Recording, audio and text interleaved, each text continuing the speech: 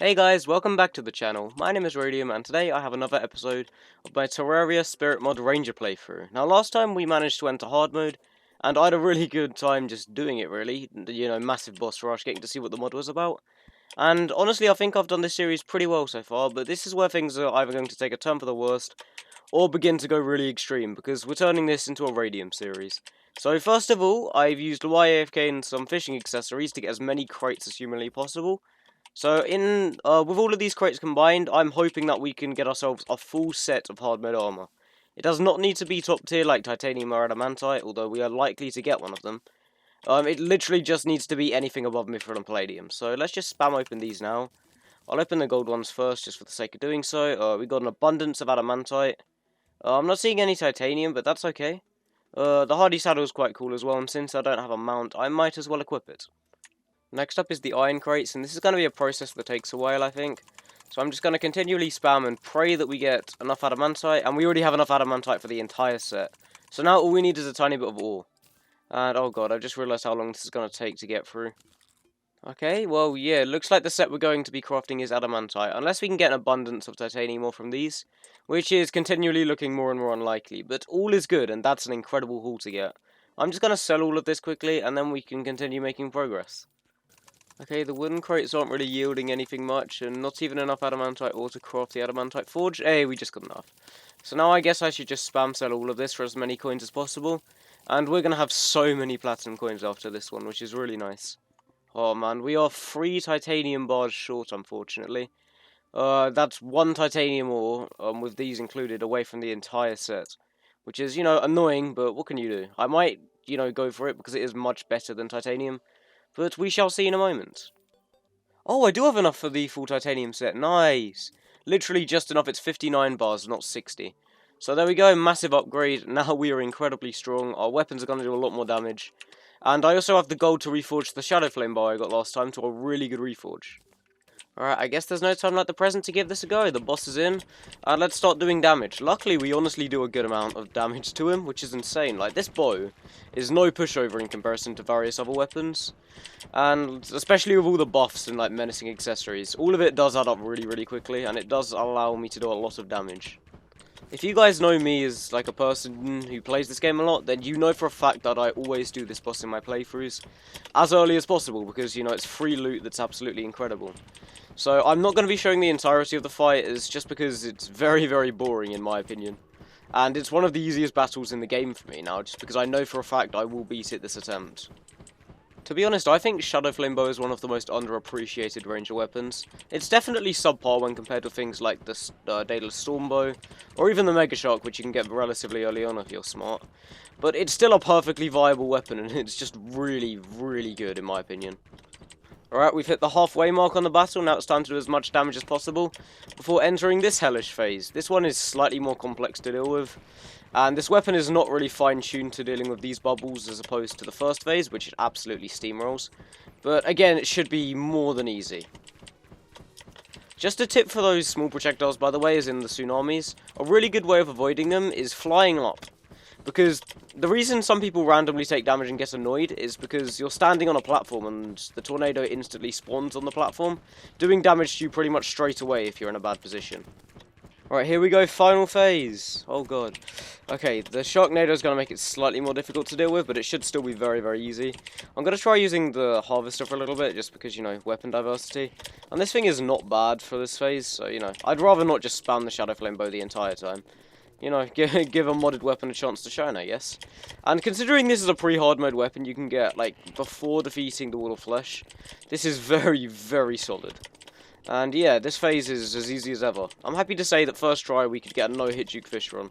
But unfortunately, that's probably where the luck's going to run out, because I need to farm this boss out a lot, and these fights are very, very slow. So, I guess I'll figure that out in my own time.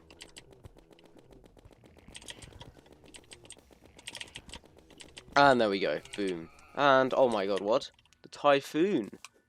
Whoa, I did not know that was a thing, but that's very, very sick. Unfortunately, we didn't get ourselves either the Tsunami or the Fish on Wings. Obviously, I'd save the Tsunami till a little bit later if I got it. But it would have still been nice to get, so I'm going to keep going now, in hope that I can get one of these weapons. Okay, I believe this is Duke number 4, if I can count to 4. And let's see, did we get it? Oh, we got something useful. Okay, we got the tsunami. Unfortunately, I'm not going to be using it much, but I might use it here to speed up the Duke fish run grind. That's the only possible reason I have to use it, okay? So I'm not going to be using it for progression, just to speed up the farming process. Alright guys, I think it's a worthwhile investment, spending some time getting myself infinite holy arrows, as here they're one of the best ammo types in the game, so that's definitely worth it in my eyes. I believe here I can just craft up all the holy arrows I'm ever going to need, and if we have 4,000, then we have enough to make it. So let's see, maybe at a workbench we can craft it, let me check. And yes, I was right, there we go. And this is going to speed up the tsunami's power and make it much, much better. Alright, this is the last Duke fish run kill we need, and we have 6 treasure bags, come on. And, oh, we didn't get it, god damn it. Okay, well, I better go spend all of this platinum on more treasure bags now. Fun, fun times. Okay, boys, if this doesn't do it, I'm gonna go insane, because this is so many treasure bags. We didn't get it in the first 10, oh god.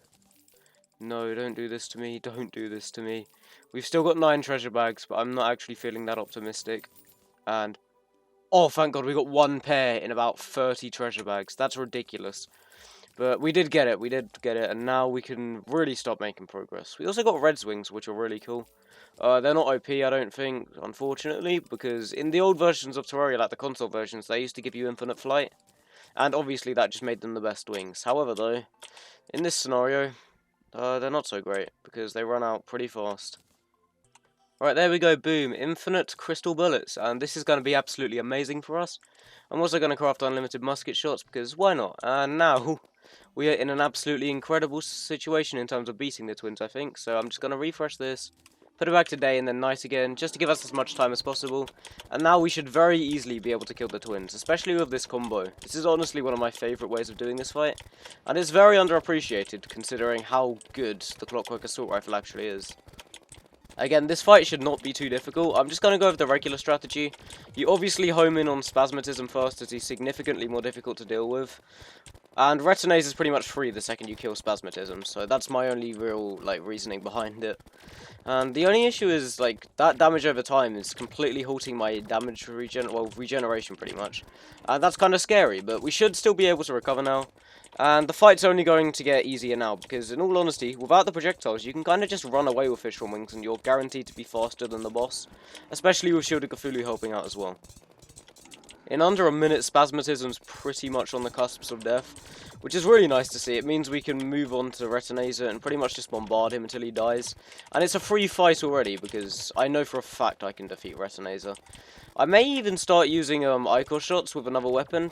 For example, when I'm using a shotgun or the assault rifle, I might be using Ichor arrows just to get me that extra DPS for bows, if that makes sense. Right, here we go, second phase is being entered. And at this stage we can almost just stand still, but I'm just going to keep running for the sake of doing so. As you know, getting caught in unnecessary strings of hits is what the twins is all about, especially Retinaser. But yeah, we should be absolutely fine now in terms of doing it. The boss is just too weak. He's too low on health, and I've already turned the table on them. So there we go. A very, very easy little fight. And I was right, the spirits spread through the land. In terms of the treasure bag, we get the twins blueprints, we get the hallowed bars, the souls of sight.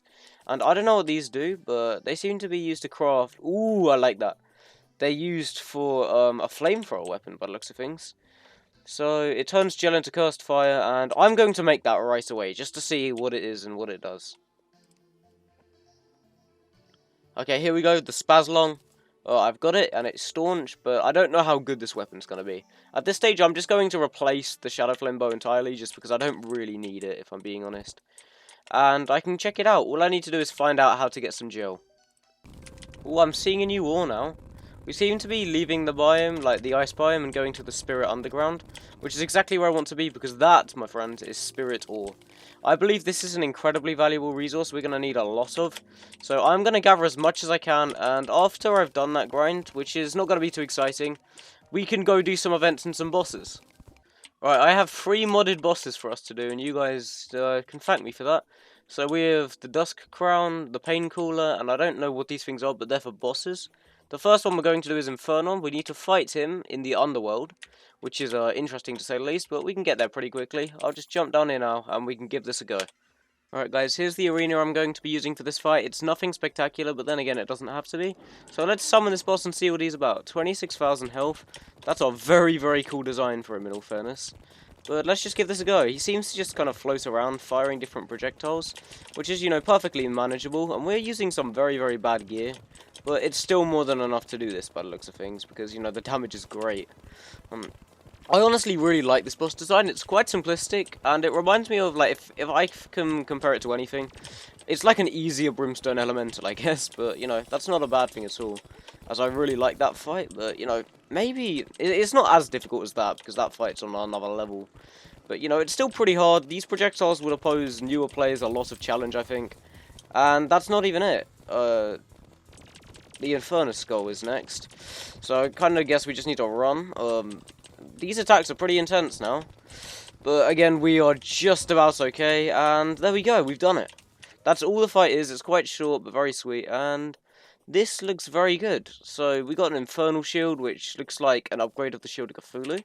Yes, it is, and that's very exciting. We also got Torment Shards, which are used for an armor set, which is a mage set. No ranger weapons, but a Twilight Stone, which looks very, very good, actually. The next thing we need to do is another night boss. I believe you just fight it at night, and I don't really know what this is. I believe the boss is called the Dusking, so you just fight it anywhere at night time. So obviously we're going to use a night potion, and let's start this fight up. He's quite far away. He's firing projectiles, and this one's a tiny bit stronger for a boss. That's a very, very sick design, though. I'll say that much. Oh my god, okay. So yeah, this is a much more difficult fight by the looks of things. Oh god, okay. The AI is very sporadic, so I might get hit stupidly a bunch, but... oh god, the damage isn't even that great either. This is going to be a challenge. Let's try using this new flamethrower thing. I don't think it's that great, unfortunately. Especially not on enemies like this, because bad range, but... it's nice to see what it's capable of. The arrows aren't actually that good either, because of how fast the boss is.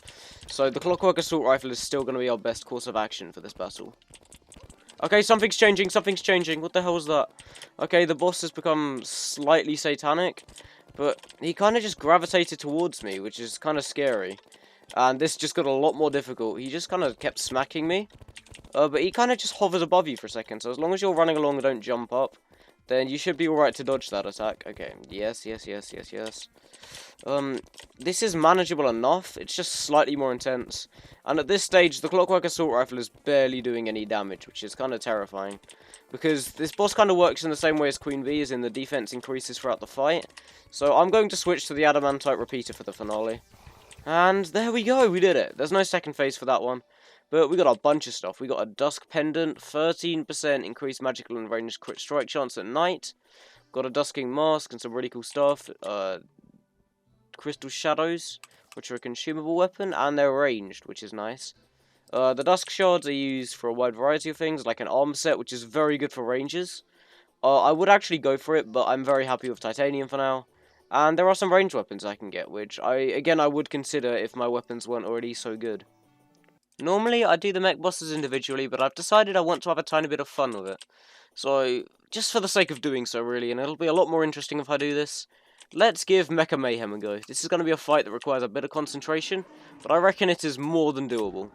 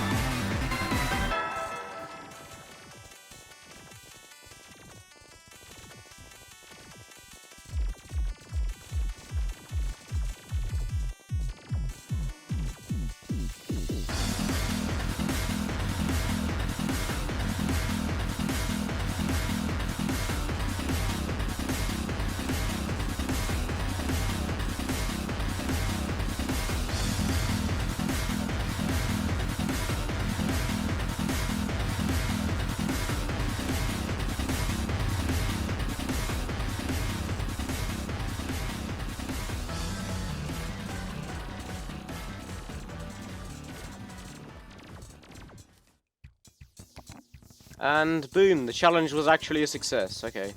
The reason I'm using the Tsunami now is because it's just a matter of time and the Prime literally does nothing to you. But that's Mecha Mayhem complete. I did use the Tsunami as well a bit because I forgot what I was doing, but that's okay. And we also got a yo-yo called the Vice Laser. That's a very cool yo-yo actually, but obviously enough I won't be using it. Now I need to get myself the Destroy Treasure Bag and we can move on to bigger and better things. Alright, with these souls in hand, it is time to make ourselves the Pickaxe Axe. I'm obviously going to be going with the Pickaxe Axe over the Drax in this playthrough because drills haven't received a buff yet. But there are also a bunch of cool weapons I could make. Unfortunately, I don't think many of them are range-oriented. There is the Maelstrom though, so you know what, I'll be making that. Because it is an upgrade of the Clockwork Assault Rifle. So, okay, well, I don't actually like it in comparison, but that's a cool weapon regardless. I don't know how versatile it's going to be, but, you know, that's alright. With all of that said, however, I feel like that's a very, very good place to leave off this video. So thank you all so much for watching. If you did enjoy it, then feel free to leave a like and subscribe if you haven't already. And as always, I will see all of you in the next one. Peace out, guys.